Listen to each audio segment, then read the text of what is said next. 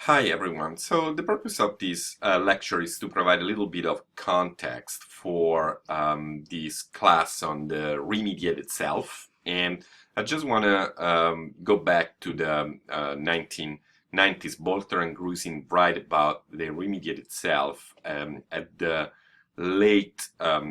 tail end of the 90s. And they are referring to a series of phenomena that perhaps are no longer available and that therefore can be considered as historical in character.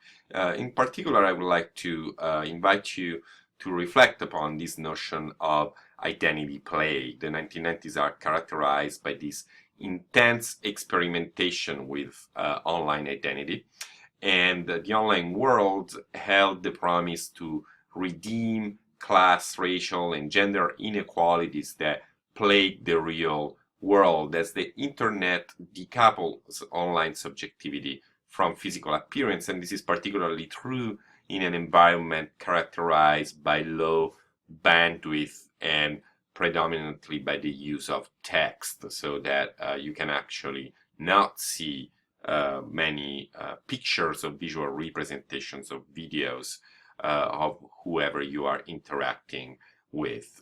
So, for example, in the New Yorker in 1993 publishes this cartoon that says, "On the internet, nobody knows you are a dog," and this became kind of a motto defining an epoch. This sort of utopian dimension of the 90s, or the notion that you could be whoever you wanted to be online, did not start in the 90s. Already in the 1980s, Donna Haraway had written a seminal text called A Cyborg Manifesto, in which she had argued that the cyborg is this construct that crosses the boundaries between the human, the animal, and the machine. And this displacement, as you can see from the front cover of her book, generates anxiety as it undermines entrenched Western dualism, like the mind-body split, the human versus animal, male versus female, and the relative myth of origins. So, using the metaphor of the cyborg, Sandy Stone writes in a text I assigned you, "I want to see if cyberspace is a base camp for some kinds of cyborgs from which they might stage a coup on the rest of reality." The idea here is that you can go online, build your cyborg body online, and use this experience to transform real world subjectivities, like existing also relations of power in the real world. Now, as I said, this is obviously a techno-utopian statement or aspiration. So, for example, in a famous declaration of the independence of cyberspace, John Perry Barlow, former lyricist of the Grateful Dead and co-founder of the Electronic Frontier Foundation, perhaps the most prominent group for cyber rights that advocates for internet users' cyber rights in the United States, writes in the Declaration of Independence of Cyberspace, "To the industrial governments of the world, we are creating a world that all may enter without privilege or prejudice accorded by race, economic power, military force, or station of birth." Oh, sorry about that. Or station of birth. Your legal concepts of property, expression, identity, movement, and context do not apply to us. They are all based on matter, and there is no matter here. Now, is it really true that there is no matter in cyberspace? We can leverage at least two critiques to the techno-utopianism of the 1990s. First of all, a materialist critique. The internet, we can say, rests on a physical layer. Bandwidth, for example, is not equally allocated in all the regions of the world. So there is a critique about digital divide, which is very material. Internet usage requires media literacy skills, and media literacy skills require in turn time and culture and education in order to be developed. discourse itself, online discourse, as a material dimension and material effects. And on the other hand, we can use the critique that Lisa Nakamura advances to the techno-utopianism of the 1990s in a short text that I also signed, where she writes identity tourism, that is the notion that you go online and you assume the identity of someone else, reduces non-white identity positions to part of a costume or masquerade to be used by curious vacationers in cyberspace.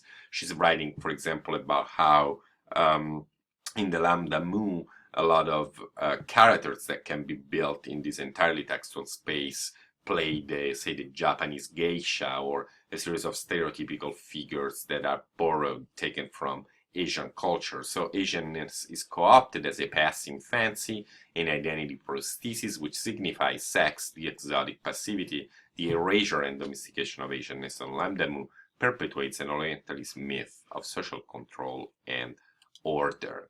As I said, this 1990s techno-utopianism and this sublimation of real-world identities is enabled here by technical limitations, such as the low bandwidth, and which leads to the predominantly use of text, and an internet architecture that makes anonymous and pseudonymous culture and interactions the default. And in the 2000s, as the bandwidth expands and therefore increasingly rich applications, data-rich applications, especially video, can be supported online, we begin to see a shift in the production of online subjectivities and identities. The Lambda Mu was a predominantly textual space. Second Life is one of these games where you can create an avatar, but the avatars you can operate in Second Life, which was very popular in the mid to late 2000s, about 10 years ago, 10 to 7 years ago, and it's still a game that you can access and play. The avatars that are operated by users in Second Life are 3D avatars, and we can see how the users of these avatars actually tend to design avatars that resemble their facial features, right? So yes, there are users that design avatars that are completely different from who they are in real life, but many of them actually see their online self as just as a better version of themselves in real life, but not so different from it. You can also see, for example, how different applications support different forms of interactions. In YouTube, right, users perform, right, dance. There's a big YouTube subculture, for example, of imitating dance moves.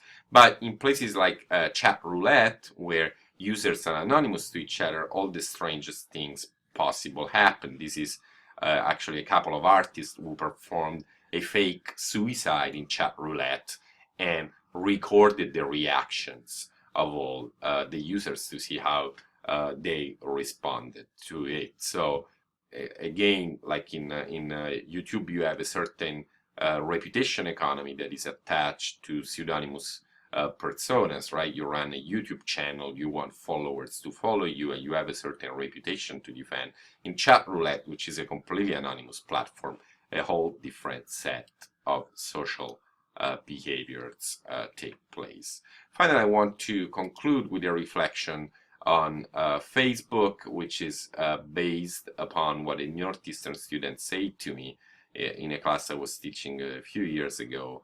And he said, what I like about Facebook as compared to MySpace, we were talking about the differences between Facebook culture and MySpace culture, is that Facebook allows you to be who you really are, right? And when I asked him what he meant by that, he said that he didn't like the fact that in MySpace you had to perform a persona, you had to be the kind of creative person, and he always felt that he was a pretty average person, and that Facebook, in a certain sense, allowed him to represent himself more honestly, right? So this kind of creative subcultures of the internet subcultures of the 1990s have given way through Facebook to a much more mainstream, if you want, representation of the self, in which the detachment between who you are in real life and how you represent yourself, the decoupling between these two layers, between who you are in real life and how you represent yourself to others online, gets the gap gets actually closer and closer. Thank you for listening.